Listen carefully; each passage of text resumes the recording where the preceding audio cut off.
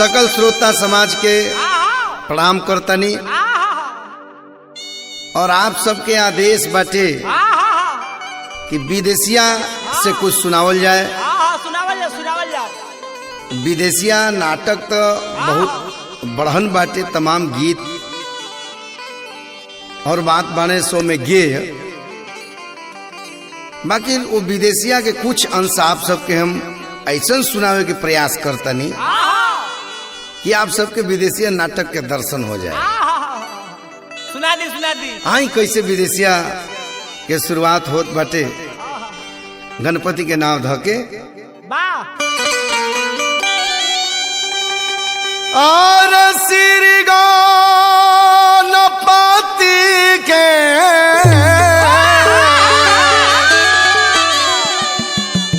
श्री गणपति के और चरण के शरण गाही और गाय के सुनावत बानी गीत में विदेशिया के मछिया ऊपर धनी, अरे मछिया ऊपर धनी अब छतिया में हानि हानि के पति के ध्यान धके रोवे प्यारी धनी। मछिया दे तारी बैठे के प्यारी सुंदरी बटोही के, बटोही उबाणे जौन विदेश जातन कमाए खातिर, वही प्यारी के घर से होत गुजरत रहूं तो प्यारी के लागल बटे कि लागत कि बूढ़ा काका जोन बाड़े विदेश जइहन, ओकरा मन में इच्छा होता कि रह बाबा से खाली कहीं कि जातनी तो हमार विदेशी जब ना देश से बाड़न बुला हो जाते नहीं रहुआ तो हमारा जाना के तनी खोजले थी। बैठ के प्यारी अपने आप से कहतारी कि करी के अरे करी के गवाना अब भवानावा में छोड़ी कर आरे अपने परइला विदेशवाए बाला तो अखिया से दिन भर, अब अखिया से दिन भर गिरलो ढर ढर आर बटिया जो हाथ दिन बीतेला बाला। बटोही के जना गइल बा कि बड़ी दुखी भी आई, कहता कि काहे ना बाची जेकर सवांग घरे ना होखे हे जवानीए में गवना करा के घरे छोड़ के आ विदेश से चल जाओ, ओकरा पर का गुजरत हुई हम न बुझतरी बाची। बाकी घबरा मत, जे जाला विदेश तो कोनो ओजे थोड़े न बस जाला, वो अइबे करेला। बताओ बाची अपन बात को हाथ। ए बाबा रमा जात तनी विदेश से तो हमारा जाना के तनी खोजले अइती। कहत न कि अरे बौराहिन आखिर हम कैसे चिन्हबो करा के, कोनो फोटो ओटो बात हमरा के दे जन से मिलाई वो के हम किए हो तोर विदेशिया। पूछत ने बटोही कि कैसन पिया तोर, कैसन पिया तोर अरे करिया की हवन दूर सचमुच रूपावा बता द प्यारी जाई के कहबी हम, जाई के कहबी हम अब तोहरा ले नहीं कम अधिका बुझाई जहाँ तक प्यारी अरे बौराहिन तोर बात तोरा से बढ़ा चढ़ा के हम कहब, लेकिन बताओ तो तोर मरद कैसन बा। अरे मन में सबूरा करा। देखी शब्द के माध्यम से प्यारी अपना विदेशी के कैसे फोटो बनाओ तरी, शब्द के माध्यम से। हार करिया नगोर बारे, करिया नगोर बाटे आला मनाई हवन नाटे। और मझिला जवान श्याम सुंदर के घुटी पर ले धोती कोर, अरे घुटी पर ले धोती कोर आहै नकिया सोगा के ठोर। और सिर पर टोपी छाती चाकर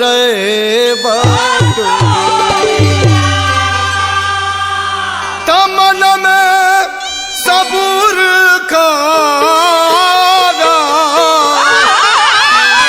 कहतने बटोही। आर मन में सबूरा कर अजय शिव हरि हर। आर कहत भिखारी कारज होई प्यारी। अरे बौराहिन भगवान पर भरोसा कर, तोर कारज पूरा होई हमरा ही जना। कहतड़ी प्यारी अपन दुखड़ा रोतड़ी विदेशिया से भैया। अरे दिन बहु बीती गईल, दिन बहु बीती गईल अत बहु न पियाईल। मानवा में गूतल से कैला हो कहतरी कि जौन चहल तवने कैले राजा जी। जिद कैला जाए के विदेश से, हमसे बिना बतौले कितने गो हाथ पर गिरनी, चुपे चाप निकल गई। कौन ऐसा गलती हम कैले रही? तारा चिके चीता बनाऊ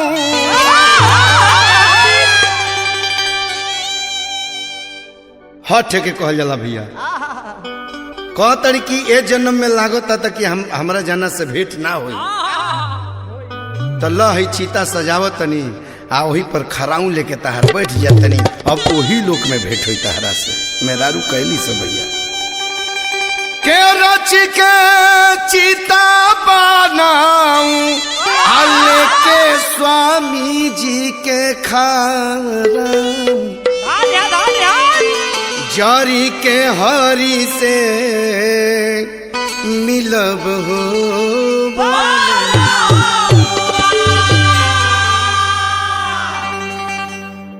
के उड़ के तू चल जा जिया।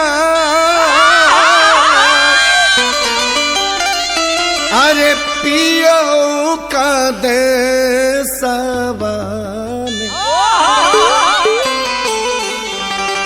आहो राम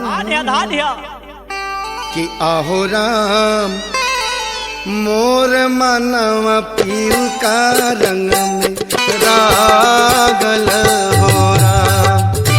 आहो राम मोर मनवा पीऊ का रंग में रागल हो राम। उड़ के तू चली जा जिया पियाऊ का देसावा में। उड़ के तू चली जा जिया पियाऊ का देसावा में कि आहो राम मोर मनवा पीऊ का रंग में रागल हो राम। मोर मनवा पीऊ का रंग में रागल हो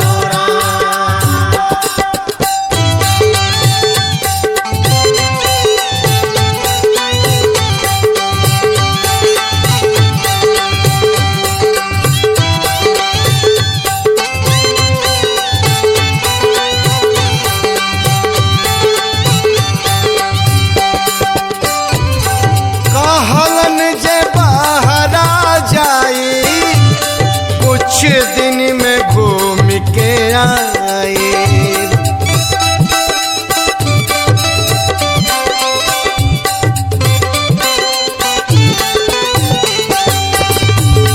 कहलन जब बाहर जाई कुछ दिन में घूम के आए कि आहो राम हाथ झटकारी बेदर्दा पागल हो राम। हाथ झटकारी बेदर्दा पागल हो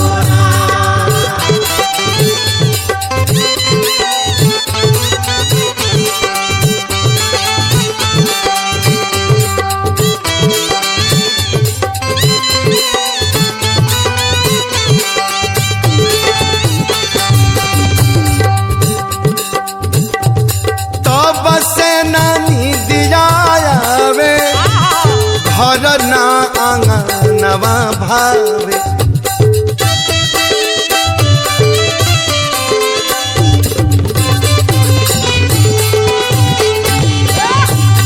तब से निदिया आवे घर ना आंगनवा भावे। तब से निदिया आवे घर ना आंगनवा भावे।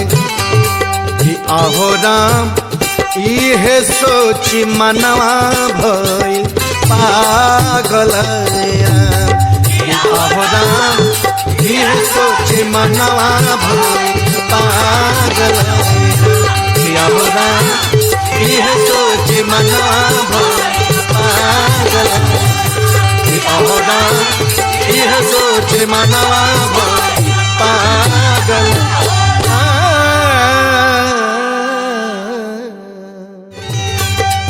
आहो राम मोर मनवा पीऊ का रंग में रागल